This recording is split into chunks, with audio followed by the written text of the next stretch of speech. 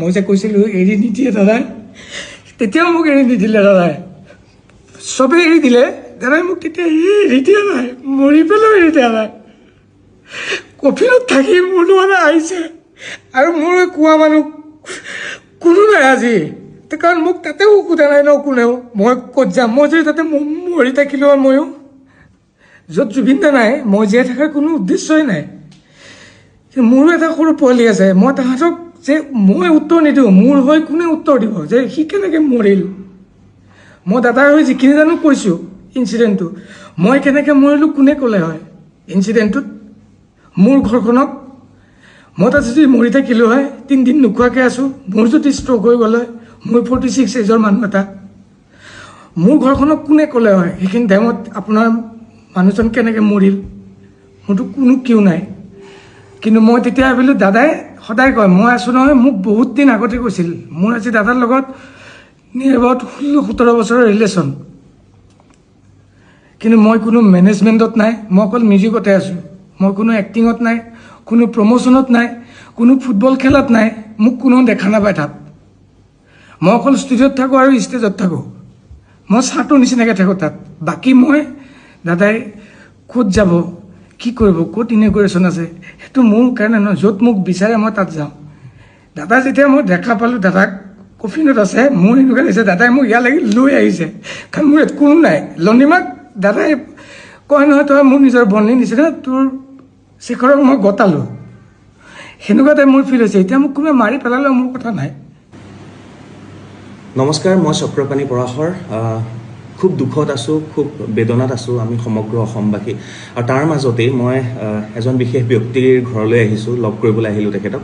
আৰু এটা বিশেষ ফেচবুক পোষ্ট ভাইৰেল হৈ আছে, অনুপম চক্ৰৱৰ্তী সাংবাদিক অনুপম চক্ৰৱৰ্তীৰ পেজৰ পৰা ভাইৰেল হৈছে। আৰু সেই তাত কিছুমান কথা কোৱা হৈছে, যিবিলাক কথা শেখৰ গোস্বামীয়ে কৈছে। আৰু বৰ্তমান সময়ত মই শেখৰ গোস্বামীক লগ কৰিবলৈ আহিছোঁ। মোৰ লগত আছে শেখৰ দা, নমস্কাৰ। সকলোৱে গম পাইছোঁ, সকলো কথা চলি আছে। মই কেইটামান কথা ডাইৰেক্ট আপোনাক সুধিবৰ বাবে আহিছোঁ। প্ৰথম কথা, এই যিটো আপোনাৰ পোষ্ট হোৱাটছএপত যিখিনি আপুনি কথা পাতিছিল, এইখিনি কাৰ লগত পাতিছিলে আপুনি? সেইটো আমাৰ আমাৰ ফেন ক্লাবৰ প্ৰেচিডেণ্ট, জুবিন দা ফেন ক্লাবৰ, সি মেছেজ কৰিছিল। তাক সি কিবা কিবি সুধিলে, এনেকৈ সুধিলে আপুনি ক'ত, মই বোলো মোৰ ঘৰত। এনেকৈ কওঁতে সেনেকৈ কিবা কিবি কথা ওলাওঁতে কিবা কিবি কথা কৈ আছিল সি। মই এনেকৈ লিখি গৈছোঁ, মই বহুত ডিষ্টাৰ্ব হৈ আছোঁ। ফাৰ্ষ্ট অফ অল মই আহি পেলাই মই না ঘৰত থাকিম না মই তাতে যাম, মই কি কৰিম। যাওঁতে সিদিনাখন একেলগে গৈ, এতিয়া মই অকলে ইয়াতে ঘৰত সোমাইছোঁ যদি মই না খাব পাৰিছোঁ না শুব পাৰিছোঁ। দিলোঁ তাক মেছেজখিনি লিখি, সি কিবা কিবি সুধিছিল তাকো মই দিছিলোঁ। এইখিনি তাৰ লগত মোৰ পাৰ্চনেল মেছেজহে আছিলে। এই পাৰ্চনেল মেছেজখিনি গৈ এতিয়া ৰাজহুৱা হ'ল, আৰু ৰাজহুৱা হোৱাৰ পিছত আমাৰ মনত প্ৰশ্ন উদয় হৈছে, এই জুবিন গাৰ্গৰ মৃত্যুত ক'ৰবাত ৰহস্য আছে নেকি, এনেধৰণৰ বহুত প্ৰশ্ন উদয় হৈছে। গতিকে সেই প্ৰশ্নখিনিকে মই শেখৰ গোস্বামীক সুধিব বিচাৰিছোঁ। মোৰ পোনপটীয়া প্ৰশ্ন, শেখৰ দা, জুবিন দাৰ লগত আপোনালোক কেতিয়া ছিংগাপুৰলৈ গৈছিলে, কোন তাৰিখে? আমি 17 তাৰিখে ৰাতিপুৱা 8:30 বজাত ফ্লাইট আছিল ডাইৰেক্ট ইয়াৰ পৰা ছিংগাপুৰ, ড্ৰুপ এয়াৰলাইন্স। চ' ঘৰৰ পৰা মই 5:30 নে 6টা বজাত ওলাই গ'লোঁ, যাই পেলাই তাতে পাইছোঁ। তাৰপিছত দাদা আহিছে, সেইদিনাখনে গৈছিলোঁ। আৰু তাত গৈ অনুষ্ঠান কোনদিনা আছিলে? তাত অনুষ্ঠান 20 তাৰিখে আছিল, 21 তাৰিখে আমাৰ ৰিটাৰ্ণ আছিলে। তাত গৈ পেলাই তাত কি হৈছিলে গোটেই ঘটনাটো ক'ব নেকি? আৰু মই জনামতে সেইদিনা আপোনালোক সাঁতুৰিছিলে, কোনোবাই কৈছে স্কুবা ডাইভিং হৈছিলে, কোনোবাই কৈছে সাঁতুৰিছিলে, কোনোবাই নাও লৈ গৈছিলে। প্ৰথম পৰ্যায়ত গোটেই কথাখিনি খেলি মেলি হৈ আছিলে। প্ৰপাৰ কথাখিনি শেখৰ দা আপোনাৰ মুখেৰে জানিব বিচাৰিছিলোঁ, সেইদিনা গোটেই ঘটনাটো কি হৈছিল, আপোনালোক ক'ত আছিল, কিয় তালৈ গ'ল, কি কাৰণে যাবলগীয়া হ'ল, আৰু কেইবাটাও প্ৰশ্ন মই গোটেইখিনি সুধিম আপোনাক। একচুৱেলি সেইখিনি প্ৰথম আৰম্ভ কৰিছোঁ। আমি গৈ তাতে হোটেল দুপৰীয়া 3টামান বজাত পালোঁগৈ, 3টা 3:30মান বজাত। তাৰে টাইমত 3টা 3:30, আমাৰ ইয়াৰ টাইমত আগত হ'ব। তো পেন পেচিফিক বুলি আছিল হোটেলখন। আৰু তাৰ মই জনাত মানে আমি সোধোতে কৈছিলে তাৰ সন্মুখতে কনভেনশ্যন হল এটা আছিল, তাতেই প্ৰগ্ৰেমটো আছিল। আৰু প্ৰথম আমি 17 তাৰিখে গৈ পাইছোঁ, 17, 18, 19 আমাৰ প্ৰগ্ৰেম নাছিল, 20 তাৰিখে প্ৰগ্ৰেম আছিল। 21 তাৰিখে আমাৰ ৰিটাৰ্ণ।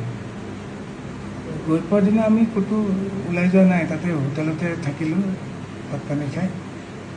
পিছদিনাখন কোনোবা তাতে আমাৰ ইউনিভাৰ্ছ ষ্টুডিঅ' থাকে নহয়, কিবা যে এইবিলাক ষ্টান টান থাকে, তাতে আমাৰ লগত যোৱা বাকী দুজন এনেকৈ ফুৰিবলৈ গৈছিল। মই আগতেও জুবিন দা, বৌ, আমি আমাৰ গোটেই টীম আগতেও যোৱা 7-8 বছৰ আগত এবাৰ গৈ আহিছোঁ ছিংগাপুৰ আছাম এছ'চিয়েশ্যনৰ অনুষ্ঠানত। সেইকাৰণে মোৰ এফালে দায়িত্ব আছিল, মই তাতে বেছিদিন আগত গম পোৱা নাছিলোঁ ছিংগাপুৰ যাম বুলি।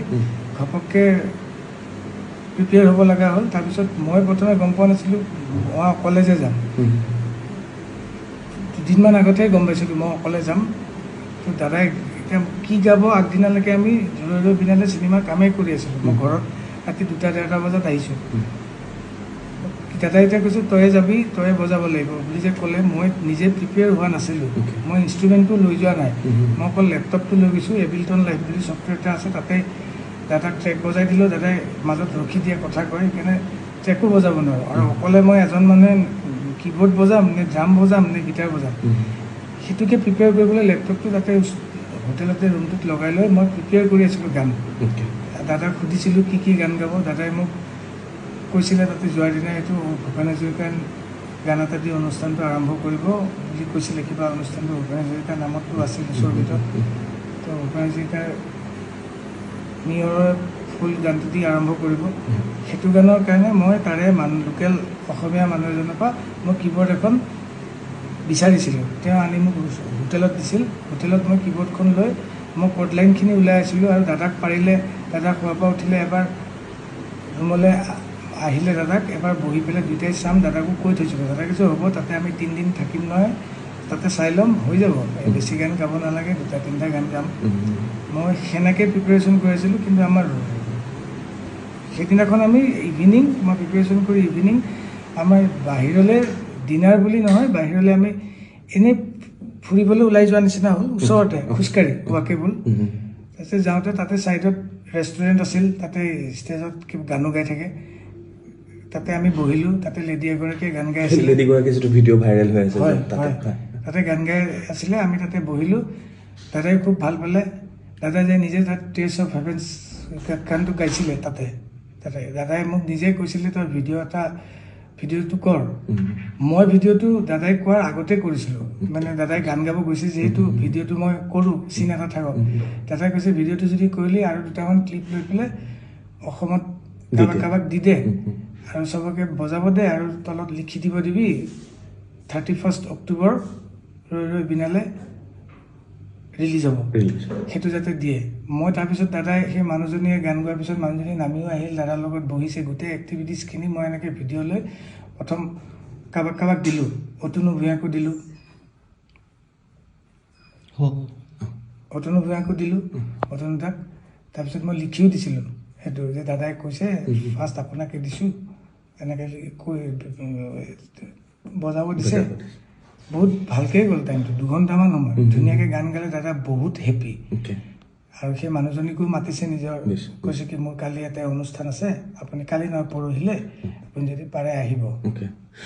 সেই প্ৰগ্ৰেমটোৰ কাৰণে, সেই গানৰ অনুষ্ঠানটোৰ কাৰণে কোন কোন গৈছিলে তাতে জুবিন দাৰ লগত? মানে সেই যে খোজকাঢ়ি যে ওলাই গৈছিলে আপোনালোক? আমি গোটেইকেইজন, আমি 5জন। আমি জুবিন দা, মই, সিদ্ধাৰ্থ, সন্দীপন, জুবিন দাৰ ব্ৰাদাৰ, কাজিন ব্ৰাদাৰ, আৰু আমাৰ লগত যোৱা ফিমেল ছিংগাৰ অমৃত প্ৰভা মহন্ত, আমি 4জন আছিলোঁ। আৰু আছাম এছ'চিয়েশ্যনৰ তন্ময় দা বুলি যোনজন, তেওঁলোক আছাম এছ'চিয়েশ্যনৰ, তেওঁ আমাৰ লগত গাইডত আছিলে। তাৰপিছত আপোনালোক ঘূৰি আহিলে? তাৰপৰা ঘূৰি আহিলোঁ, আহি হোটেলত ডিনাৰ কৰিলোঁ, কৰি পেলাই শুলোঁ। আপোনালোকৰ ৰুম বেলেগ বেলেগ, জুবিনদাৰ ৰুম বেলেগ, আপোনাৰ ৰুম বেলেগ? 33 ফ্ল'ৰ। আৰু আমাৰ মোৰ আৰু সিদ্ধাৰ্থৰ ৰুমটো আছিল 30 নম্বৰ ফ্ল'ৰ, আৰু সন্দীপনৰ ৰুমটো আছিল 24 নম্বৰ ফ্ল'ৰত। আৰু গোটেইকেইটা ফ্ল'ৰত আমাৰ যাবলৈ এক্সেছ নাছিল। মই মোৰ কাৰ্ডখন দি অকল মোৰ ফ্ল'ৰতহে যাব পাৰোঁ, ডিনাৰলৈ আহিব পাৰোঁ আৰু ওপৰলৈ যাব পাৰোঁ, কিন্তু বাকী ফ্ল'ৰত এক্সেছ নাই। দাদাও আহিব নোৱাৰে, আমিও যাব নোৱাৰোঁ। কিন্তু পিছত তলত লগ হৈ আমি একেলগে নিজৰ ফ্ল'ৰ এটাত যাব পাৰোঁ, কিন্তু নিজে মন কৰিলে যাব নোৱাৰোঁ তাতে। তাৰপিছত আহি শুলোঁ। দাদা অকলে আছিলে তাত? দাদা অকলে আছিল দাদাৰ ৰুমত। মোৰ লগত সিদ্ধাৰ্থ আছিল, সন্দীপন অকলে আছিল। এনেকৈ আহি ডিনাৰ কৰি শুলোঁ। খালি দাদাই কৈছিলে কাইলৈ আমাৰ প্লেন এটা আছে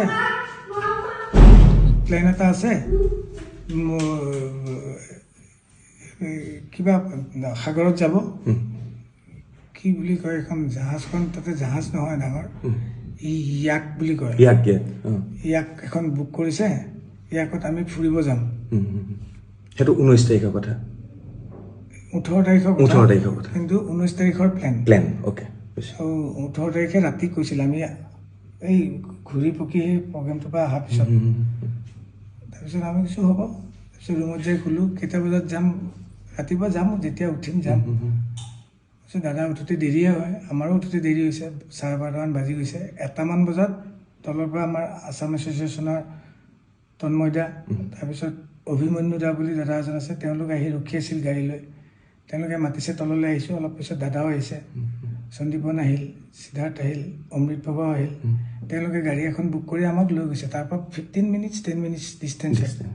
তেতিয়া মানে 1:15, 1:30মান বাজিছে আৰু। তাতে যাই অলৰেডি সেই যিখন ক'লোঁ ইয়াক, এখন বুকে হৈ আছিল। তাতে উঠিলোঁ। এইখন বুক কোনে কৰিছিলে তাতে? আছাম এছ'চিয়েশ্যনৰ মানুহে চাগে বুক কৰিছিল, সেইটো মই ইমান গম নাপাওঁ। সেইটো আমাৰ জুবিন দাই জানে, জুবিন দাই তেওঁলোকৰ লগত কোঅৰ্ডিনেটৰ আছিল। তাতে গ'লোঁ। তাতে উঠাই আমাক লৈ গ'ল। আমি আধা ঘণ্টা 40 মিনিটমান সময় গ'লোঁ পানীত। যাই পেলাই এটা জেগা থাকে, তাতে চবেই যাই পেলাই ইয়াকখন ৰাখি তাতে নামি পেলাই, তাতে কিছুমান পানীত এক্টিভিটিজ আছে। সাঁতুৰিব, কোনোবাই কিবা বোট চলাব, এইবিলাক চলাব পাৰে। দাদাই কৈ যাই আছিল, তোক চুইমিং শিকাইছোঁ, তাতে নামিব পাৰিবি নাই? মই কৈছোঁ সাগৰত তোক ভয় লাগে। কৈছে সাগৰত ভালহে, সাগৰত তোক নুডুবাই, লুণীয়া পানী তোক উঠাই দিব, আৰু ঢৌ চৌ নাই। তাৰপিছত তাতে আমি যাই পোৱাৰ পিছত আমাৰ কষ্টিউমো নাছিল তেনেকুৱা। হাফ পেণ্টটো আছিল, হাফ পেণ্টটো পিন্ধি গেঞ্জিটো খুলি এই জেকেটটো পিন্ধি তাতে পানীত নামিলোঁ। দাদাও এবাৰ নামি পেলাই সাঁতুৰিলে অকণমান, খুব বেছি 2 মিনিট 3 মিনিট সময় সাঁতুৰিছে। তাৰপিছত এবাৰ লাইফ জেকেটটো খুলি পেলাইও সাঁতুৰি পেলাই লগে লগে উঠি আহিল। মই উঠি অহা নাছিলোঁ, আমি গোটেইকেইটাই উঠি অহা নাই। আমি আপোনালোক 5জনেই গৈছিলে তাত? নহয়, তাতে আছাম এছ'চিয়েশ্যন আৰু ইয়াৰ পৰা যোৱা 5জনেই আছিলে, আৰু আছাম এছ'চিয়েশ্যনৰ বাকীখিনি মানুহ আছিল। আমি 3টা নামিছোঁ, সন্দীপ, মই, সিদ্ধাৰ্থ, আৰু আছাম এছ'চিয়েশ্যনৰ 2 এজন নামিছে। দাদা এবাৰ নামিল, উঠি গ'ল। তাৰপিছত আমি তাতে আছোঁ, এক্টিভিটিজ কৰি আছোঁ। ছাইডত আইলেণ্ড এটা আছে 50 মিটাৰমান দূৰত। কোনোবাই ইচ্ছা কৰিলে আইলেণ্ডটোতো সাঁতুৰি পেলাই যাব পাৰে। তাৰপিছত এনেকৈ তাতে কোনোবা এটাই ক'লে তাতে যাম নেকি? মই যাব পাৰি, কিন্তু মই সেনেকুৱা চুইমাৰ নহয়, মই এনেকৈ চুইমিং কৰি যাব নোৱাৰোঁ। চব গ'লে ময়ো যাম সেনেকুৱা টাইপৰ, আৰু বহুত দূৰত নহয়, ওচৰতে। মই পানীতে আছোঁ। পানীত থাকোঁতে মই তাতে ফ্ল' কৰি থাকোঁতে দাদা ওপৰতে বহি আছে, কিন্তু তেতিয়া নাই, আমাৰ পানীত নাই। দাদা কেতিয়া নামিল সেইটো মই গম নাপাওঁ, কিন্তু মই পানীত থাকোঁতে মোক ওপৰৰ পৰা এজনে ক'লে, এই দাদা গৈছে, অলপ চাবা, জেকেট পিন্ধা নাই। তেতিয়া মই এনেকৈ চালোঁ, দাদা দেখোন আহি আছে এইফালে, জেকেট চেকেট পিন্ধা নাই, সাঁতুৰি আহি আছে। মই ভাবিলোঁ দাদাই সাঁতোৰাত কিন্তু খুব ভাল, দাদাই শিকাইছে সঁচাকৈ। আজি 10 বছৰ আগত বেংগলোৰৰ হোটেল এখনত শিকাইছিল দাদাই মোক সাঁতুৰিবলৈ। মই সাঁতুৰিবলৈ শিকিছোঁ যদিও সেনেকুৱা সাঁতোৰ নহয় মোৰ, এনেই পানীত থাকিলে অলপ ভাল লাগে আৰু। কিন্তু দাদাই সাঁতুৰি আহোঁতে মই দাদাক ক'লোঁ, দাদা নালাগে আহিব ইমান দূৰ, বিকজ দাদা ভাগৰি যাব মানুহটো, ইমান হাৰ্টত অলপ জোৰ পৰে। কৈ আছোঁ যদিও মানা নাই, দাদাই কথা শুনা নাই, আপোনালোকৰ কথা শুনা নাই। তথাপি বহুতবাৰ কোৱাৰ পিছত বুজি পালে। বুজি পাই পেলাই মই একদম লগত ওচৰত আছোঁ। দাদা ঘূৰি দিলে, ঘূৰাৰ পিছত মই কৈছোঁ অ'কে, ঘূৰিছে যেতিয়া এতিয়া আমি ৰিটাৰ্ণ পাৰলে নহয়, মানে বোটখনলৈ যাম। ঘূৰিয়ে দাদাই অকণমান সময় এনেকৈ ফ্ল' হৈ গ'ল, মানুহজন হাত চাত এনেকৈ দিয়া নাই, ভৰি চৰি মাৰা নাই। মই বোলো কি, মানুহে সাঁতুৰি থাকোঁতে এনেকৈ অলপ কেতিয়াবা ৰখি দিয়ে ন, সেইটো হ'ল নেকি। 1 ছেকেণ্ডমান হোৱাৰ কাৰণে মই বোলো বেছি টাইম ৰখিছে বুলি মই তলৰ পৰা, মইতো টিউবটো পিন্ধি আছোঁ, মই তলৰ পৰা এনেকৈ দাদাক ফ্ল' কৰি উঠাই দিলোঁ। দাদা ডুবি যোৱা নাই, খালি মুখখন এনেকৈ তললৈ কৰি আছিল। সেইটো পানীত আমি সাঁতুৰিলে এনেকুৱা হয়। মই উঠাই দিওঁতে দাদাই এনেকৈ দি পেলাই মুখেদি এনেকৈ বগা পানী আৰু নাকেদি বগা পানী অলপ ওলাই গ'ল। ওলাই যাওঁতে মই ভয় খাই গ'লোঁ। তাৰপিছত তেতিয়া দাদাই এনেকৈ চাইছেও, চাই পেলাই বমি কৰি দিলে অকণমান। বমিটোত অলপ বিয়েৰ গোন্ধাইছে, বিয়েৰ খাইছিল অকণমান। পৰ্ক এক পিচ খাইছিল ওপৰত, তেওঁলোকে বনাই নিছিল। সেই পৰ্ক পিচ টাইপ ওলোৱা নাই, য়েল্ল' টাইপ ওলাইছে। মই চাগে এতিয়া চাগে ক্লিয়াৰ হৈ যাব, মানুহজনৰ কিবা এটা চৰচনি খোৱাৰ নিচিনা হ'ল চাগে, পানীত পৰিলে যিটো হয়। তাৰপিছত মই তেওঁক দাঙি ধৰি আছোঁ, কিন্তু তেওঁৰ যোনটো এফৰ্ট, এজন মানুহক উঠাই দিলে এটা এফৰ্ট থাকে ন, মই উঠাইহে ধৰিছোঁ। মই তেওঁক কোচত লৈ থকা নাই, পানীত মই জাষ্ট ডুবিব নোৱাৰাকৈ, তেওঁ যিহেতু টিউব পিন্ধা নাই, মই এনেকৈ ধৰি আছোঁ। তেওঁ কিন্তু নিজৰ এফৰ্টটো নাই, যেনেকৈ মই উঠাই দিছোঁ এনেকৈ দিলে ইফালে হালি গ'লে ইফালে হালি যায়, ইফালে হালি গ'লে ইফালে হালি যায়, সন্মুখত দিলে সন্মুখত হালি যায়। তেতিয়া মই চিঞৰি দিছোঁ, চিঞৰি দিওঁতে তেতিয়া সন্দীপনো আছিল পানীত। সন্দীপনো গৈ পালে, সিদ্ধাৰ্থে বোট এখন চলাই আছিল, বোটৰ পৰা নামি সিও গৈ পালে। ওপৰত থকা আমাৰ যিখন বোট চলাইছিল পাইলটজন, তেওঁ জাপ মাৰি দিলে পানীত। জাপ মাৰি পেলাই 10 ছেকেণ্ডৰ ভিতৰত তেওঁ গৈ পাইছে। আৰু এখন সৰু এই কিবা এইটো কি কয়, মানুহে যোনে বহি পেলাই এক্টিভিটিজ কৰে আৰু পানীত নদী টিউব টাইপ ডাঙৰ এনেকৈ বোট টাইপ, সেইখন লৈ গৈছে, তাতে দাদাক উঠাই দিলে। আৰু সন্দীপ আৰু সিদ্ধাৰ্থ অলপ ওখ, সিহঁতে মূৰটোত ধৰি পেলাই দাদাক এনেকৈ পানীত মূৰটো নপৰাকৈ এনেকৈ ধৰি আছে। আৰু পাইলটজনে টানি লৈ গুচি গ'ল বোটলৈ। আমি পিছে পিছে আহি আছোঁ, আহি পেলাই ওপৰত উঠাই দাদাক তাতে শুৱাই পেলাই CPRটো দিছে। এনেকৈ দি থাকোঁতে এই পাইলটজনে দিছে। আৰু সন্দীপ নিজে পুলিচ অফিচাৰ, সি জানে, সিও কিবা মুখেদি এনেকৈ চাক কৰি দিছে। মই দাদাৰ ভৰিখনত মালিচ কৰি আছোঁ গৰম কৰিবলৈ, পানীত কিন্তু আধা মই ডুবি আছোঁ, মালিচ কৰি আছোঁ। তেনেকৈ আমি 15 মিনিটমান সময় কৰিছোঁ। তাৰপিছত তেওঁলোকে কোনোবাই ফোন কৰিছিল, কিবা কোনে কাক কি ফোন কৰিছে মই সেইটো নাজানো। তাৰপিছত অলপ পিছত পুলিচ আৰু এম্বুলেঞ্চ টাইপ পানীতে জাহাজ লৈ আহিল। এবাৰ তেওঁলোক আহি পেলাই তেওঁলোকে CPR দিছে। আৰু ই যিহেতু জানে বুলি ক'লে সন্দীপক কৈছে কি তুমি মুখেদি কিবা পাম্প কৰে এনেকুৱা, সেইটো কৰিব দিছে। সেনেকৈ মোটামুটি আধা ঘণ্টা 40 মিনিট সময় দিছে, মানে গাড়ী, কিন্তু জাহাজখন মুভো কৰি আছে। পাইলটজনক কৈছে তুমি চলোৱা, মই তাতে এনেকৈ মালিচে কৰি আছোঁ। খালি মই তাৰ পৰা উঠি আহি ছাইডত বহি লৈছোঁ, কাৰণ এইখন মুভ কৰিব এতিয়া। আৰু এনেকৈ আধা ঘণ্টামান আগতে আমি বেলেগ এটা পৰ্ট পালোঁহি। আমি যোনটো পৰ্টৰ পৰা আহিছিলোঁ সেইটো পৰ্টলৈ অলপ দূৰ হয়, সেইকাৰণে ওচৰৰ পৰ্ট এটাত আহিলোঁ। ওচৰৰ পৰ্টত আহোঁতে অলৰেডি তেওঁলোকে মেডিকেলৰ কোনোবা মানুহ তাতে কৈ থৈছে, টীম এটা ৰেডি হৈ আছে। অহাৰ লগে লগে আমাক পাৰ পোৱাৰ লগে লগে আমাক কৈছে আপোনালোক চব ছাইড হওক। আমি চব ছাইড হ'লোঁ। ছাইডত বেলেগ এখন মানুহ ৰখা বোট এখন আছে, তাতে ৰখিব দিলে। আমি তাতে নামিলোঁ। তেওঁলোকে আহি পেলাই দাদাক CPR দিছে, কিবা মেচিন নমাইছে, অক্সিজেন দিছে, কিবা চেলাইন টেলাইন দিছে। তাতেও আধা ঘণ্টা 40 মিনিট সময় তেওঁলোকে কৰি আছে। তেতিয়াই মই দাদাৰ আঙুলিটো এনেকৈ চাইছিলোঁ, আঙুলিটো বুঢ়া আঙুলিটো মই ভৰিখন যে মালিচ কৰি আছিলোঁ, বুঢ়া আঙুলিটো নীলা টাইপ হৈ গৈছে। মই ভগৱানক খালি মাতি আছোঁ, মহামৃত্যুঞ্জয় মন্ত্ৰ গাই আছোঁ। মই বোলো কি নীলা কিয় হৈ আছে আঙুলিটো, ৰঙা হ'ব লাগিব। দাদাৰ ওঠখন সদায় ৰঙা হৈ থাকে, নীলা টাইপ হৈ গৈছে। মই তেতিয়া ভাবিছোঁ নীলা কিয় হৈ গ'ল। তেতিয়া মই নাৰ্ছজনীক সুধি আছোঁ, তেওঁলোকক সুধিলে তেওঁলোকে ক'বলৈও মানে তেওঁলোকে ভালকৈ ইংলিছটোও নকয় কিবা। তাতে মই কৈছোঁ পালছ আছে নে নাই, তেওঁলোকে মোক এনেকৈ দেখাইছে। আমাক কিন্তু যাব দিয়া নাই, ছাইডত ৰখিব দিছে। তাৰপিছত অলপ পিছত বেলেগ আৰু টীম আহিল, পুলিচৰ এনেকুৱা এম্বুলেঞ্চ টাইপ এনেকুৱা মানুহে কিবা লৈ আহিছে। দাদাক টানি নি তাহাঁতকে উঠাই গ'ল। আমাক কৈছে আপোনালোক কোনো মুভ কৰিব নোৱাৰি, ইয়াতে থাকক। তেতিয়া লগত সিদ্ধাৰ্থ গৈছে, এজনকহে যাব দিয়ে। সিদ্ধাৰ্থ গৈছে, তেওঁ যিহেতু আমাৰ মেনেজাৰ, তেওঁৱে যাব। তেওঁ কৈছে সন্দীপ, মই অমৃত বাবা, আমি বাকী 3টা যিকেইটা আছিলোঁ, আমি ইয়াৰ পৰা যোৱা, আৰু বাকী অসম এছ'চিয়েশ্যনৰ মানুহখিনি আমি তাতে থাকি গ'লোঁ। আধা ঘণ্টা 40 মিনিটমান পিছত সিদ্ধাৰ্থে ফোন কৰি পেলাই বেলেগ এজনক কৈ পেলাই মোক সুধিছিলে। মই ল'লোঁ, মোক কৈছে জুবিন দা আৰু নাই। তাৰপিছত আৰু আমি তাতে থাকি গ'লোঁ। সেই যে আপুনি যেতিয়া উঠাই আনিছে, ক'বলৈ গ'লে সেই নীলা যে হৈ গৈছিলে ওঠখন আঙুলি, এতিয়া ভাবিছোঁ যেতিয়া দাদা নীলা হৈ গৈছিল চাগে, দাদা পানীৰ পৰা যেতিয়া উঠাই আনিলোঁ তেতিয়া জুবিনদাৰ প্ৰাণ গৈছে চাগে, তেতিয়াই গৈছে। বাকীখিনি এফৰ্ট যিখিনি দিছে সেইখিনিত চাগে নৰ্মেল মানুহ এজন হোৱালে ৰিকভাৰ কৰিলে হয়, তেওঁ সেইটো ৰিকভাৰ কৰিব নোৱাৰিলে। তাতে কিছু সময় গ'ল সেইকাৰণে এতিয়া 2 নম্বৰ কথা মই সুধিব লাগে এইখিনি প্ৰশ্ন সেইকাৰণে আপোনাক সুধিছোঁ তাতে এটা ভিডিঅ' ভাইৰেল হৈ আছে যেতিয়ালৈকে জুবিন দাই এখন কিবা উঠিবলৈ বিচাৰিছে তাৰপিছতে ভিডিঅ'টো সিমানতে কটা গৈছে তাৰ পিছৰ ভিডিঅ'খিনি নাই সেইখিনি ভিডিঅ' ক'ৰবাত কাৰোবাৰ লগত আছে নেকি সেইটো ভিডিঅ' তাৰে কোনোবা মানুহে কৰিছিল আমি তাতেতো পানীতে আছোঁ আমিতো ভিডিঅ' কৰা নাই প্ৰথমবাৰ যোনটো ভিডিঅ' মই চাইছোঁ এতিয়া ওলাইছে যে তাতে মানুহজন এনেকৈ ষ্টিফ হৈ পৰি গৈছে কোনোবাই কৈছে তেওঁ ষ্টিফ হৈ পৰি যোৱা নাই এই যোনটোত এনেকৈ উঠিব গৈছিল সেইটোত কোনো পানীৰ পৰা এনেকৈ ডাইৰেক্ট উঠিব নোৱাৰে তাত কাৰণ প্ৰেছাৰটো নাথাকে সেইটোত ধৰিলে এনেকৈ উল্টিয়ে যাব দাদা উল্টি গৈ পেলাই এনেকুৱাকৈ শুই যোৱাৰ নিচিনা হ'ল শুই যাওঁতে মই কিন্তু পানীত নাই যদিও পানীত আছোঁ মই এখন অৰেঞ্জ কালাৰ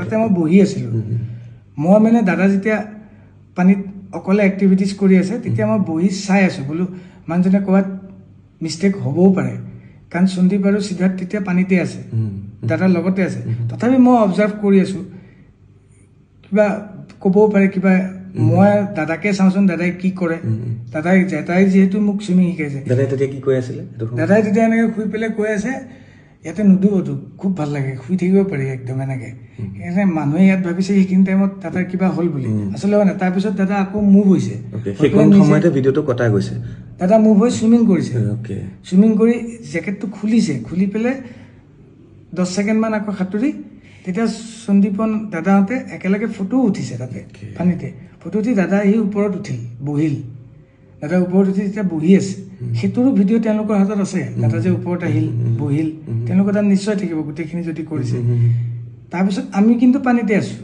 মই পানীত আছোঁ সন্দীপনো ওপৰত আহিছে দাদাৰ লগত তাৰ পিছৰবাৰ যেতিয়া দাদাই গ'ল তেতিয়া সন্দীপনো গৈছে আৰু আছাম এছ'চিয়েশ্যনৰ মানুহ এজনো লগত গৈছে কিন্তু দাদাই তেতিয়া জেকেট পিন্ধি যোৱা নাছিল তেতিয়া কিন্তু মই অলপ দূৰত আছোঁ পানীত ইফালে চাই থকা নাছিলোঁ এজনে কৈ দিলে মই তোমাক যে ক'লোঁ এজনে কৈ দিলে যে দাদা জেকেটটো নিপিন্ধাকৈ গৈছে তেতিয়া মই চাইছোঁ দাদা জেকেট নিপিন্ধাকৈ আহিছে তেতিয়া মই দাদাক ৰিটাৰ্ণ কৰিবলৈ ট্ৰাই কৰি আছোঁ ৰিটাৰ্ণ কৰিছোঁ তাৰপিছতে দাদা ফ্লট হ'ল তাৰপিছত ঠাইত আনিলোৱে ইয়াৰ পিছত আৰু এটা প্ৰশ্ন আহে দাদাৰ চিজাৰ আছে সেই বেমাৰটো আছে আৰু দাদাক চাগে ডক্টৰেও বহুতবাৰ কৈছে যে পানী জুই এইবিলাকৰ পৰা আঁতৰি থাকিবৰ কাৰণে আপোনালোক দাদাৰ লগত থকা মানুহ সিদ্ধাৰ্থ হওক আপুনি হওক কিয় এবাৰো মানা নকৰিলে আপোনালোকে এই প্ৰশ্নটো বাৰে বাৰে ছ'চিয়েল মিডিয়াত সুধি আছে বাৰে বাৰে আপোনালোকক প্ৰশ্ন কৰি আছে কি কাৰণে এবাৰো নক'লে যে আৰু এই গোটেই প্লেনিংটো কি কাৰণেনো যাবলগীয়া হ'ল তাত ইয়াত আপুনি এবাৰো মানা কৰা নাছিলে মানা কৰা মানে মই সেইটো মোৰ যোনটো যিটো কামৰ কাৰণে গৈছোঁ আৰু মই এজন মিউজিচিয়ান জুবিন দাৰ ৰেকৰ্ডিষ্ট যোনে জানে মোক গম পায় বাকী প্ৰগ্ৰেমতো মোক যোনে দেখে মই অকল গানটো দাদাক ৰেডি কৰি দিওঁ মই ষ্টেজত বজাওঁ ষ্টুডিঅ'ত ৰেকৰ্ডিং কৰোঁ গানখিনি বাকী আমাৰ এটা মেনেজমেণ্ট টীম আছে মেনেজমেণ্ট টীমে আমাক যদি কয় আজি অমুকত যাব লাগিব ইমান বজাত প্ৰগ্ৰেম আছে আপোনাক অমুক হোটেল দিয়া হৈছে আমি আজি অমুকত ডিনাৰ কৰিম আমি অমুকত লাঞ্চ কৰিম আমি অমুকত যাম ফুৰিব তেওঁলোকৰ যোনটো প্ৰচিডিঅ'ৰ থাকে সেইটো প্ৰচিডিঅ'ৰতে আমি মুভ কৰিব লাগে আৰু ময়ো তাত অকলে এজন মিউজিচিয়ান আৰু কোনো নাই তেওঁলোকৰ প্লেনত মোক যোনটো কৈছে পাৰ্চনেল যোনটো প্লেন আছিল দাদা নোযোৱাকৈ ইউনিভাৰ্চেল ষ্টুডিঅ'ত তাতে মই যোৱাই নাই এইটোত দাদাও আছে তাতে মই যাব লাগিব মোক যিহেতু কৈছে তই ক'ত ব'ল তাতে মই গৈছোঁ পানীত নামিব নালাগিছিল ক'ৰবাত যাব নালাগিছিল সেইটো বস্তু মোতকৈ বেছি ময়োতো মোৰ কাৰণেও নতুন জেগা এখন মই গৈছোঁ দাদাহঁতৰ সাহসতে গৈছোঁ মোৰো কোনো নাই আৰু দাদা তাতে সেনেকুৱা জেগাত আগত গৈছে সেনেকুৱা সাগৰত পানীত নামিছে মই নামিও পোৱা নাই সাগৰৰ পানীত মই তেনেকৈ নামিও পোৱা নাই তো মোৰ কাৰণে একেবাৰে নতুন দাদাই কৈছে নাম সাঁতুৰিবি ইয়াতে পাৰিবি ইয়াতে উঠাই দিব এবাৰ চাবলৈ চবৰে মন যায় তাতে যিহেতু এক্টিভিটি যিহেতু মই সেইটো বুলিহে নামিছোঁ তাতে মই দাদাক মানা কৰা ধৃষ্টতাটো মোৰ নাই মই কৰিব নোৱাৰোঁ সেইটো এটা দাদাক যোনে সদায় সেই বস্তুখিনি চাই মই অকল গানৰ মিউজিকৰ বস্তুখিনি চাওঁ যোনে জানে মোৰ তাতকৈ ওপৰত ষ্টুডিঅ'ত দাদাই গান গোৱা আৰু ষ্টেজত দাদাই গান গাওঁতে গানটো কি গাব মই দেখাই নিদিওঁ দাদাক কোনটো গান গাব দাদাই যদি কয় এইটো গান গাম মই তাৰ লিৰিক্সটোহে ওলাই দিওঁ পিছফালে বজাওঁ আৰু মোৰ একো এক্টিভিটিজ নাই এই জুবিন দাৰ লগত যে দুজন চৰকাৰী চিকিউৰিটি আছে তেওঁলোক যোৱা নাছিলে হয় নাই যোৱা তেওঁলোক যোৱা নাই এইটো মেনেজমেণ্টেও লৈ নাযায় ক'তো লৈ নাযায় নেকি মানে অসমৰ বাহিৰত গ'লে ক'তো লৈ নাযায় নেকি অসমৰ বাহিৰত গ'লে তেনেকুৱা তেওঁলোক অকল অসমতে নেকি অসমতে নেকি বাহিৰত সেনেকৈ যাব না কেতিয়াবা যায় আমি কলিকতা প্ৰগ্ৰেম কৰিব গ'লে বহুত দিন বৰাদা গৈছে এনেকৈ আগত বৰুদা থাকোঁতে গৈছিল কিন্তু এইটোত কিয় নগ'ল কি হ'ল সেইটোত মানে মই সঁচাকৈ একেবাৰে নাজানো সেইটো মানে মোৰ মূৰৰ বাহিৰৰ কথা সেইটো মানে মই তেওঁলোক আচলতে জুবিনদাৰ এমপ্লয়ী নে গভৰ্ণমেণ্টৰ এমপ্লয়ী তেওঁলোকে কি ছিষ্টেমত থাকে সেইটো মই নাজানো খালি দাদাৰ লগত দুজন PSত থাকে সেইটো মই জানো সাঁতুৰি থকা সময়ত আপুনি বাৰে বাৰে জুবিনদাক কৈছিলে যে আপুনি নাহিব প্ৰথমবাৰ কোৱা নাই প্ৰথমবাৰটো ওচৰত আছিল পিছৰবাৰ যেতিয়া চবেই ক'লে প্ৰথমবাৰ জেকেটটো পিন্ধি আছিল পিছৰবাৰ যেতিয়া জেকেট পিন্ধা নাই তেতিয়া মই দাদাই ধুনীয়াকৈ সাঁতুৰি গৈ আছিল কিন্তু মই যেতিয়া বেছি দূৰলৈকে গৈ আছে তেতিয়া মই কৈছোঁ কি ইমান দূৰ নাহিব আমি মানে দাদাই যাব পাৰিলে হয় চাগে মোৰ তেতিয়াৰ সময়খিনি অনুভৱ কিন্তু দাদাই বহুত ভাগৰ লাগি যাব পাৰে ইমান দূৰ সাঁতুৰিলে কাৰণ মোৰো পানী তেনেকৈ এক্টিভিটিছ কৰি থাকোঁতে মোৰো ভাগৰে লাগিছে মই দাদাৰো ভাগৰ লাগিব পাৰে সেইকাৰণে মই কৈছোঁ দাদা ব'লক ৰিটাৰ্ণ হওক আৰু দাদাক এবাৰ ক'লে দাদাই কথাবিলাক নুশুনিছিল নিজে যিটো ভাবে সেইটোৱে কৰি আছিল কোনে মানা কৰিলেও নুশুনে কথাবিলাক যিমানখিনি বাৰু ট্ৰাই কৰিছোঁ শুনিছিল কিন্তু মানুহটোৱে ঘূৰিছিল ৰিটাৰ্ণ হৈছিল মোৰ কথাটো শুনি ৰিটাৰ্ণ হৈ পেলাইতো 1 ছেকেণ্ডো নহ'ল ফ্ল' হৈ গ'ল তেতিয়া মই ধৰি পেলাই উঠাওঁ তাৰপিছততো মই চিঞৰি দিলোঁ ইহঁত আহিল চবেই আছে তেতিয়া উঠাই দিলোঁ তাৰপিছতেতো হ'ল কথাটো সেইখিনিয়ে কথা শুনিবলৈও ভয় লাগিছে মোৰ মানে আপুনি যেনেকৈ কৈ গৈ আছে ভাবিয়ে ভয় লাগিছে প্ৰথম কথা তাৰপিছত আপোনালোকক পুলিচৰ এটা যিটো প্ৰক্ৰিয়া সেইটো হ'ল তাৰপিছতে আপুনিও জুবিনদাৰ লগত একেলগে আহিলে সেই কাহিনীখিনি আপুনি ক'ব লাগিব আমাক তাৰপিছত তাতে মোটামুটি 10-12 ঘণ্টা বেছিয়ে হ'ব ইমানখিনি সময় আমাক কাষ্টাডিত ৰাখিছে তেওঁলোকে যোনটো পৰ্টৰ পৰা আহিছিলোঁ তালৈ আমাক লৈ গৈছে আমাক একো বস্তু লাৰিবও দিয়া নাই তেওঁলোকৰ ফৰেঞ্চিক মানুহ আহিছে নাৰ্কটিক্সৰ মানুহ আহিছে তাতে ড্ৰিংকছৰ বটল বিয়েৰৰ বটল যি য'ত পাইছে খোৱা ফুডছ এভৰিথিং তেওঁলোকে কালেক্ট কৰিছে আমাক লৈ গৈছে এটা ছিংগল ৰুমত আমাক স্পষ্টীকৰণ লৈছে কি হ'ল কাহিনীটো আপোনাক যেনেকৈ ক'লোঁ তেনেকৈ সুধিছে তাত যেনেকৈ কৈছে পুলিচক মোৰ যদি ৰিপৰ্টটো তাৰ পৰা ইয়াতে পঠাবই তেওঁলোকে পুলিচ ৰিপৰ্ট এটা পঠাই ন মোৰ স্পষ্টীকৰণটো তাতে এইখিনিয়ে আছে খালি একজেক্ট টাইমটো গোটেই খেলি মেলি টাইমটো মানে ইয়াত এটা টাইম তাত এটা টাইম তাৰ টাইমত আমি এতিয়া তাত উঠা ফটোখনত চাব লাগিব কোনটো টাইম আছিল সেইটো টাইম মতে ক'ব লাগিব তেওঁলোকে প্ৰপাৰ টাইমটো গম পাব তাৰপিছত আমাৰ কাৰণে গোটেইখিনি সুধি 12-15 ঘণ্টা তাৰপিছত তাতে জেৰা কৰাৰ পিছত তাৰপিছত আমাক দাদাই কি মেডিচিন খায় মোক সোধা কুৱেশ্যনটো মোক যোনটো কুৱেশ্যন সুধিছে মই নাজানো সিদ্ধাৰ্থক কোনটো কুৱেশ্যন সুধিছে সন্দীপনক কোনটো কুৱেশ্যন সুধিছে অমৃত প্ৰভাক কোনটো কুৱেশ্যন সুধিছে বাকীখিনি মানুহক কি কুৱেশ্যন সুধিছে মোক সোধা মানুহজনে মোক সুধিছে তেওঁ সোধা মানুহজনে তেওঁক সুধিছে মোক সুধিছিল জুবিনদাই ড্ৰিংকছ লয় নেকি মই কৈছোঁ লয় তাৰপিছত কৈছোঁ জুবিনদাই ড্ৰাগছ লয় নেকি মই কৈছোঁ নলয় স্মোক কৰে নেকি মই কৈছোঁ নকৰে তেওঁ বেয়া পায় তেওঁ কিবা মেডিচিন লয় নেকি তেওঁৰ বেমাৰৰ মই কৈছোঁ মেডিচিন লয় কি মেডিচিন লয় মই কৈছোঁ মই সেইটো নাজানো খালি জানো মেডিচিন লয় তেওঁৰ কিবা আগত হিষ্ট্ৰী আছে নেকি মই কৈছোঁ চিজাৰ আছিল চিজাৰ আছে 5 টাইমছ মান হৈ গৈছে চিজাৰ 2017-18 মানৰ পৰা আছে পাছ এইখিনি তাৰপিছত আৰু গোটেই কাহিনীটো এনেকৈ সুধিছে সেইখিনি ভিত্তিত তেওঁলোকে আমাক হোটেলত লৈ গৈ হোটেলত দাদা থকা ৰুমটো টোটেল নাৰ্কটিক্সে চেক কৰিছে কৈ পেলাই তাতে যি মেডিচিন পাইছে সেই মেডিচিনখিনি তেওঁলোকে লৈ আহিছে আহি পেলাই তেওঁলোকে ৰিপৰ্টত নিশ্চয় লিখিব আৰু সেই মেডিচিনটো কি মেডিচিন খায় কোনটো মেডিচিন কিহৰ খায় সেইটো মই নাজানো একেবাৰে সঁচাকৈ ভগৱানৰ শপত মই একেবাৰে নাজানো সেইটো চাগে আমাৰ মেনেজমেণ্টে গম পাব কি ঔষধ খায় কি ক্ৰাইটেৰিয়া থাকে দাদাৰ কোন PSO যাব লাগে কোন চিকিউৰিটি যাব লাগে ক'ত যাব লাগে ক'ত যাব নালাগে মোক য'ত ক'ব মোক বুলি নহয় আমাৰ নিচিনা আৰু আমি 8-10টা এটা টীম থাকে আমাৰ ইয়াত অসমত প্ৰগ্ৰেম কৰিলে বা কলিকতাত প্ৰগ্ৰেম কৰিলে আমি সদায় মেনেজমেণ্টকহে ফ'ল' কৰোঁ আমাক মেনেজমেণ্টে যদি কয় অমুকত যাব লাগিব আপোনালোকৰ হোটেল অমুকত আপোনালোকৰ থকাটো অমুকত আপোনাৰ খোৱাটো অমুকত আজি অমুকত যাম আজি ইমান বজাত চাউণ্ড চেক ইমান বজাত ষ্টেজ আমি সেইখিনিতহে ফ'কাছত থাকোঁ বাকী দাদাক যদি কোনোবা এজন মানুহে লৈ যায় মিটিং কৰে কনফাৰেঞ্চ কৰে তাতে আমাৰ যোৱাটো কম্পালচৰি নহয় বা আমাক যাব নিদিয়ে যদি দাদাই বিচাৰে পাৰ্চনেলি কাৰোবাক যে মোক এতিয়া শেখৰক লাগিব মই গান গাম তেতিয়া মোক তাৰ মানুহে যদি কয় যে আপুনি শেখৰ নেকি শেখৰ কোন মাতিছে তেতিয়া মই যাই তাতে এটেণ্ড হ'ম তাৰ আগত মই সোমাবও নোৱাৰোঁ মই যাবও নোৱাৰোঁ তাৰপিছত দাদাৰ নশ্বৰ দেহটো কেনেকৈ তাৰপিছত হস্পিটেলত আপুনি কেনেকৈ আহি দাদাৰ লগত একেলগে যিহেতু আপুনি গুৱাহাটী পালে হস্পিটেলৰ পৰা যিহেতু ৰিজাল্টটো দিলে তাৰপিছত এতিয়া তাতে এক্সামিন হ'ব কিন্তু হেৰি পোষ্টমৰ্টম কৰাৰ কথা নাছিল আমাক তাতে গোটেই চেক কৰাৰ পিছত জেৰা কৰাৰ পিছত কিবা ৰিপৰ্ট এটা ওলাইছে তেওঁলোকে NOC দিব লাগিব নহ'লে আমাক তাতে কিবা যদি ছাছপিচিয়াছ পালে হয় তেওঁলোকে তাৰ পৰা NOC নিদিয়ে ছিংগাপুৰ গভৰ্ণমেণ্টে মই জানাত তাৰপিছত তেওঁলোকে NOC দিলে দিয়াৰ পিছত এতিয়া আমি বডিটো মানে দাদাক আমি ৰিচিভ কৰিব লাগিব সেইটো আমি কফিনত লৈ ৰিচিভ কৰিব লাগিব কফিনটো ক'ত কিনিছে কোনে হস্পিটেলতে আমি চিলেক্ট কৰিছোঁ আমাক কৈছে যে গাড়ীখন কি হ'ব লাগিব আমি হিন্দু গাড়ী বুলিয়ে কৈছিলোঁ চিধাৰ্থে কৈছিলে আৰু কফিনটো কি কালাৰ হ'ব চিধাৰ্থে মোক কৈছে কোনটো কালাৰ হ'লে ভাল হ'ব চাওক দাদাই কফি কালাৰটো ভাল পায় কফি কালাৰে কফিন এটা তাতে বুক কৰিছিলোঁ আৰু কেছকেট কোম্পানী বুলি এটা কোম্পানী আছে তেওঁলোকে আমাক আহি দিল্লীত ইণ্ডিয়ান এম্বেচিক চমজাই দিব আৰু আমাৰো মই জানাত তেতিয়া তাৰে এম্বেচিৰ মানুহ আহি পেলাই কৈছে আপোনালোকৰ টিকেটটো আমাৰ এম্বেচিৰ ফালৰ পৰা হ'ব তাৰপিছত আমি তাতে দাদাক লৈ পেলাই তেওঁলোকে গাড়ীখনত উঠাই ল'লে তাৰপিছত আমাক কিন্তু আৰু ওচৰত যাব দিয়া নাই আমাক ডাইৰেক্ট কৈছে আপোনালোকে ইমান টাইমত এয়াৰপৰ্টত আহিব এয়াৰপৰ্টত আমি আপোনালোকক লগ ধৰিম দিল্লীতহে আপোনালোকক গতাম তাৰপিছত আমি আহি আকৌ এয়াৰপৰ্টত ৰখিছোঁ এয়াৰপৰ্টত তেওঁলোকে দাদাক উঠাইছে আমাকো উঠালে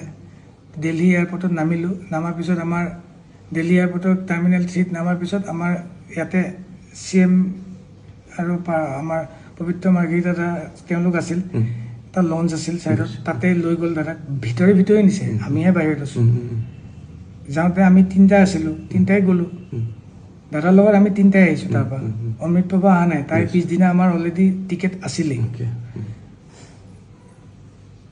তাৰপিছত আমি তাতে ৰখিলোঁ তাৰপিছত CM দাদাকটো ভিতৰত লৈ গ'ল তেতিয়া ভিতৰৰ পৰা মানুহ এজনে আহি সুধিছে সন্দীপন গাৰ্গ কোন সন্দীপন গাৰ্গ দাদাৰ কাজিন ব্ৰাদাৰ সি কৈছে কি মই আপুনি ভিতৰত যাওক ময়ো গ'লোঁ লগত মোক কৈছে কি আপুনি যাব নোৱাৰে আপুনি কোন মই শেখৰজ্যোতি গোস্বামী না আপোনাৰ নাম নাই ইয়াত অকল 1 man allowed মই হ'ব ৰখিও তাৰপিছত বাহিৰতে ৰখি থাকিলোঁ CM আহিল CM সোমাই গ'ল তাৰপিছত পবিত্ৰতাক চিঞৰি পেলাই মই মাতিছিলোঁ পবিত্ৰতা মই কি কৰিম মই ক'ত যাম মোক পবিত্ৰতাই অলপ ৰখি পেলাই মোক ক'লে কি তই আছাম ভৱন যা তাতে থাক পিছত কথা পাতিম মই আছাম ভৱন যাম তাৰপিছত মই কেতিয়া ঘৰত যাম মইতো দাদাৰ লগত আহিছোঁ মইতো দাদাৰ লগত যাব লাগিব আজিলৈকে য'ত গৈছোঁ বাহিৰত মই লণ্ডন গৈছোঁ মই ডুবাই গৈছোঁ য'ত গৈছোঁ গুৱাহাটীত ক'ৰবাত দাদাৰ লগত যাম দাদাৰ লগতে আহিম আমাৰ ৰুলটো কেনেকুৱা খালি অসমত প্ৰগ্ৰেম কৰিলে দাদাৰ গাড়ীখন বেলেগকৈ থাকে মই বাহিৰৰ দেশত না মোৰ তাৰ কাৰেঞ্চি আছে হাতত মোৰ অকল পাছপৰ্টখন আছে না মোৰ টিকেট আছে মোৰ একো নাই মই গুৱাহাটীলৈ অহাৰ মোৰ কোনো টিকেট নাই একো নাই চ' মই এতিয়া কাক সুধিম দাদাও নাই দাদা কফিনৰ ভিতৰত আছে মই কাক সুধিম তেতিয়া মই সিদ্ধাৰ্থক সুধিলোঁ সিদ্ধাৰ্থ মই ক'ত যাম তেওঁ মোক ক'লে আপুনি গুৱাহাটী যাব নোৱাৰে আপুনি দিল্লীত থাকিব লাগিব নহ'লে শ্বিলং যাব লাগিব কলিকতাৰ পৰা আমি শ্বিলং যাম মই যে এইটো কিয় হ'ব মই কিয় শ্বিলং যাম মই কিয় দিল্লীত থাকিম মই ঘৰত যাম আজি দাদা নাই দাদা থাকিলে মোক চাগে কিবা এটা ক'লে হয় চবকে ই যাব লাগিব মোক কোৱা মানুহ কোনো নাই এজন মোক চাইড কৰি নি একেবাৰে ৰাস্তাটোৰ বাহিৰ পোৱালে কেনেকৈ প্ৰট'কল আছে CM আহিছে মই অকল চুটকেছটো লৈ 3 দিন একো খোৱা নাই মই তাতে ৰখি পানী বটল এটা এজন চিকিউৰিটি আনি দিলে পানী বটলটো লৈ মই ৰখি আছোঁ মই কি কৰিম মোৰ ভাবি পোৱা নাই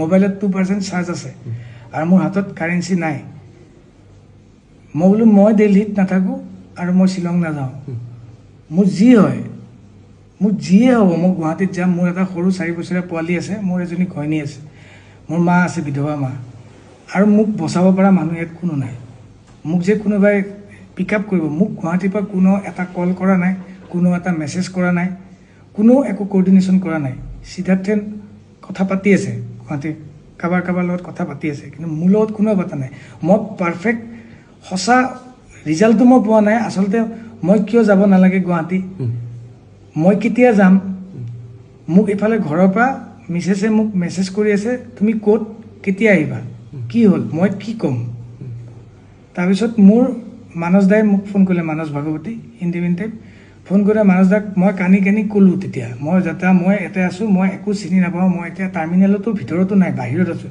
লঞ্চ এটাত লঞ্চৰ ভিতৰতো নহয় ৰাস্তাত আছোঁ মোৰ না টিকেট আছে না মোৰ হাতত পইচা আছে মই দাদাকটো পঠাই দিলোঁ মই এতিয়া ক'ত যাম তেতিয়া তেওঁলোকে মোক কৈছে তই আহিব লাগিব গুৱাহাটী তোক টিকেট কাটি দিওঁ তেওঁলোকে মোক এয়াৰ ইণ্ডিয়া ফ্লাইটৰ টিকেট এটা কাটি দিলে 20 মিনিটমানৰ ভিতৰত মোৰ হাতত টিকেটটো আহোঁতে মই সিদ্ধাৰ্থক ক'লোঁ সিদ্ধাৰ্থ মই কাকো চিনি নাপাওঁ মই এতিয়া গুৱাহাটী যাম মই দাদাকটো পঠালোৱে দাদাকটো লৈ গ'ল মই পিছৰ ফ্লাইটখনত হ'লেও মই এতিয়া যিখন ফ্লাইট দিছে সেইখন ফ্লাইটত মই গুৱাহাটী যাম মোক যিয়েই হওক মই যামেই সি কৈছে আপুনি যি কৰে মই নাযাওঁ মই দিল্লীত থাকিম মই তেতিয়া তাক এৰি পেলাই মই অকলে যাই টাৰ্মিনেল 3 সোমাই পেলাই মোৰ 4:25 ফ্লাইট আছিল বৰ্ডিং মই 2:30 বজাৰ ভিতৰতে যাই পেলাই মই 28 নম্বৰ গেট আছিল তাতে যাই বহি আছোঁ তাৰপিছত ফ্লাইট লেণ্ড কৰিলে আমাক টাইম হ'ল আমি সোমাই পেলাই মই না কিবা এটা কথা ক'ব পৰা অৱস্থাত আছোঁ বৰ্তমানো মই নাই না কিবা এটা খাব পৰা অৱস্থাত আছোঁ পানী বটল এটা এজন অসমীয়া মানুহে আহি দিলে মোক তাতে পানী বটলটো খাই মই ফ্লাইটখনত উঠিলোঁ নেটৱৰ্কো নাই ফোনটো কাম নাই কৰা 2.5 ঘণ্টা 3 ঘণ্টা পিছত গুৱাহাটীত লেণ্ড কৰিলোঁ লেণ্ড কৰাৰ লগে লগে মই তলত দেখিছোঁ এসোপা মানুহ নীলা কাপোৰ পিন্ধা গ্ৰাউণ্ড ষ্টাফ ভৰ্তি 300-400 মই কৈছোঁ দাদাটো অলৰেডি আহি গ'ল 1:30 বজাতে দাদাক আমি ৰিকভাৰী কৰিছোঁ মানে চমজি লৈছে পবিত্ৰ দাহঁতে এতিয়ালৈকে মানুহবিলাক ৰখি আছে কিয় ৰখি আছে তাৰপিছত মই মোৰ 6 চেন্সত যিটো আহিছে মই ভাবিছোঁ কি চাগে মোক ভাবি আছে চাগে কোনোবাই মই ইয়াতে আহিছোঁ কোনোবাই চাগে গম পাইছে ময়ো এটা মানুহে বেলেগকৈ থিমটো লৈ আছে ন মোকে এটেক কৰিব চাগে এতিয়া সেইকাৰণে ৰখি আছে মই ঠিক আছে মৃত্যু যদি মোৰ ইয়াতে লিখা আছে হ'ব মই কিন্তু তাতে বাই ফৰ্চলি মই নিজে যাম বুলি ফুৰিবও যোৱা নাই ইভেন মই আগদিনালৈকে মিছেছক কৈ আছোঁ মোৰ যাবলৈ মন নাই মোৰ গাটো ভালো নাছিল আগদিনালৈকে টোপনি ক্ষতি মোৰ যি আছে পুলিচ চাকোঁতেও সন্মুখত দেখিলোঁ পবিত্ৰদা আৰু সন্দীপন ফাৰ্ষ্ট ছিটত মই অবাক তেতিয়া মই ইহঁতে ইয়াত কেনেকৈ আহিল এইখনতো মই নিজে টিকেট কাটি অহা ফ্লাইট তেওঁলোকতো তাতেই গ'ল লঞ্চত মইতো সোমোৱাও দেখা নাই মইতো গেটতে আছোঁ 28 নম্বৰ গেটত তাহাঁতে ভিতৰ দি সোমাইছে পিছত মই সন্দীপনে মোক কৈছে কি আপুনি ইয়াতে নেকি মই কৈছোঁ মই ইয়াতেতো টিকেট কাটি আহিছোঁ আপুনি পিছত আহিব এতিয়া নাহিব বুলি কৰি তেওঁলোক নামিল তেতিয়া মই ভাবিছোঁ চাগে দাদা ইয়াতে আছে পিছত চালোঁ ছাইডত দাদাৰ কফিন লৈ যাই আছে ৰঙা কাৰ্পেট পাৰি তেতিয়া মোৰ এটা মানে নিশ্বাসৰ এটা চকু পানী ওলাইছে যে দাদাই মোক লাষ্টতো এৰি নিদিলে মই যে কৈছিলোঁ এৰি নিদিয়ে দাদাই তেতিয়াও মোক এৰি নিদিলে দাদাই চবেই এৰি দিলে দাদাই মোক তেতিয়া এৰি দিয়া নাই মৰি পেলাইও এৰি দিয়া নাই কফিনত থাকি মোৰ মানে আহিছে আৰু মোৰ কোৱা মানুহ কোনো নাই আজি কাৰণ মোক তাতেও সোধা নাই ন কোনেও মই ক'ত যাম মই যদি তাতে মৰি থাকিলোঁ ময়ো য'ত জুবিন দা নাই মই জীয়াই থকাৰ কোনো উদ্দেশ্যই নাই মোৰো এটা সৰু পোৱালি আছে মই তাহাঁতক যে মই উত্তৰ নিদিওঁ মোৰ হৈ কোনে উত্তৰ দিব যে সি কেনেকৈ মৰিল মই দাদাৰ হৈ যিখিনি জানো কৈছোঁ ইঞ্চিডেণ্টটো মই কেনেকৈ মৰিলোঁ কোনে ক'লে হয় ইঞ্চিডেণ্টটোত মোৰ ঘৰখনক মই তাত যদি মৰি থাকিলোঁ হয় 3 দিন নোখোৱাকৈ আছোঁ মোৰ যদি ষ্ট্ৰক হৈ গ'ল হয় মই 46 এজৰ মানুহ এটা মোৰ ঘৰখনক কোনে ক'লে হয় সেইখিনি টাইমত আপোনাৰ মানুহজন কেনেকৈ মৰিল মোৰতো কোনো কিয় নাই কিন্তু মই তেতিয়া ভাবিলোঁ দাদাই সদায় কয় মই আছোঁ নহয় মোক বহুত দিন আগতে কৈছিল মোৰ আজি দাদাৰ লগত নিয়েবাউট 16-17 বছৰৰ ৰিলেশ্যন কিন্তু মই কোনো মেনেজমেণ্টত নাই মই অকল মিউজিকতে আছোঁ মই কোনো এক্টিঙত নাই কোনো প্ৰমোশ্যনত নাই কোনো ফুটবল খেলত নাই মোক কোনো দেখা নাপায় তাত মই অকল ষ্টুডিঅ'ত থাকোঁ আৰু ষ্টেজত থাকোঁ মই চাহটোৰ নিচিনাকৈ থাকোঁ তাত বাকী মই দাদাই ক'ত যাব কি কৰিব ক'ত ইনগ্ৰেশ্যন আছে সেইটো মোৰ কাৰণে নহয় য'ত মোক বিচাৰে মই তাত যাওঁ দাদা যেতিয়া মই দেখা পালোঁ দাদাক কফিনত আছে মোৰ এনেকুৱা লাগিছে দাদাই মোক ইয়ালৈ লৈ আহিছে কাৰণ মোৰ ইয়াত কোনো নাই লণ্ডিমাক দাদাই কয় নহয় তই মোৰ নিজৰ বন্ধুৰ নিচিনা তোৰ শেখৰক মই গতালোঁ সেনেকুৱা টাইপ মোৰ ফিল হৈছে এতিয়া মোক কোনোবাই মাৰি পেলালেও মোৰ কথা নাই তাৰপিছত মোক যেতিয়া সন্দীপনহঁতে ক'লে যে আপুনি নামি নাযাব, মই তাতে ফ্লাইটতে ৰখিলোঁ। কিন্তু ফ্লাইটৰ এটা ছিষ্টেম থাকে, এয়াৰ হোষ্টেছে কৈ আছে ইউ আৰ লাষ্ট পেচেঞ্জাৰ, আপুনি বাহিৰত যাব লাগিব। মই গ'লে মোক কোনোবাই মাৰি দিব নেকি? মই কৈছোঁ মাৰিলেওতো উপায় নাই, মই যাব লাগিব। মই গ'লোঁ, তেতিয়া মোৰ ভাইটি দুজনমান তাতে আছিল। সিহঁতে মোক কৈছে কি তই বাহিৰত ওলাই নাহিবি, ভিতৰতে কোনোবা এটা জেগাত বহ, মাস্ক এখন পিন্ধি ল। মোৰ হাতত মাস্কো নাই, আৰু মই এনেকৈ আহিছোঁ এতিয়া, মই এটা ভিক্টিম, মই কিবা এটা ডাঙৰ অপৰাধ কৰি আহিছোঁ।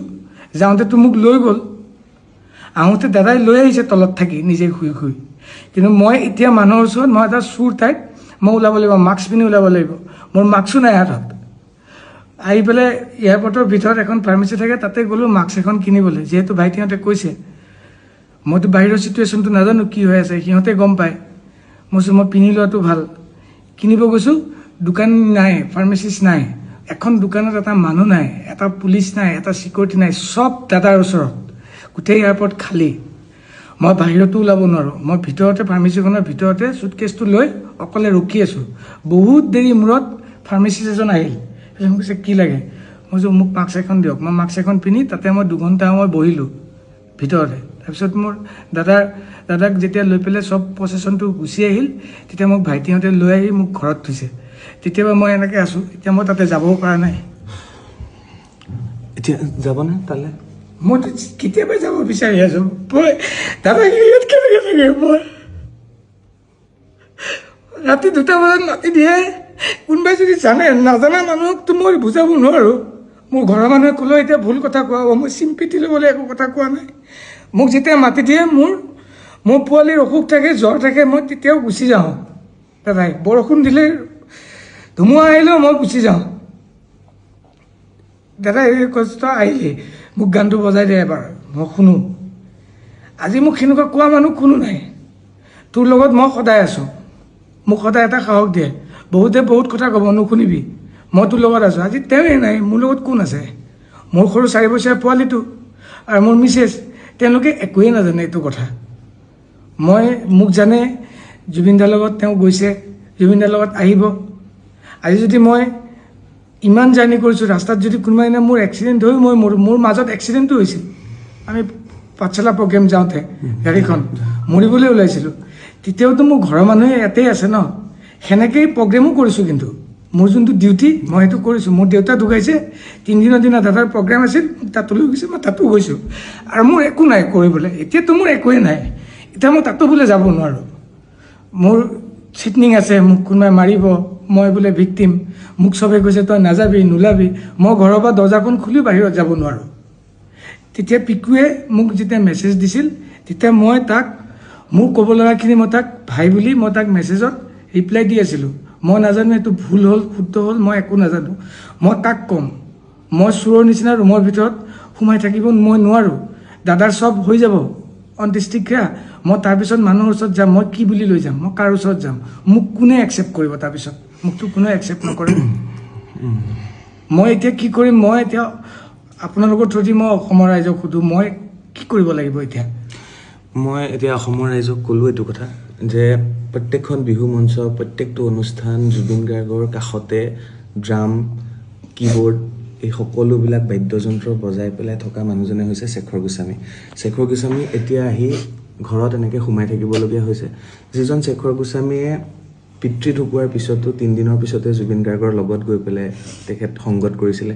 যিজন শেখৰ গোস্বামীয়ে এক্সিডেণ্ট প্ৰগ্ৰেম কৰিবলৈ যাওঁতে গাড়ী এক্সিডেণ্ট হওঁতে হাতত বেণ্ডেজ লৈ আকৌ গৈছিলে প্ৰগ্ৰেম কৰিবলৈ, সেইজন শেখৰ গোস্বামী জুবিন গাৰ্গৰ লগত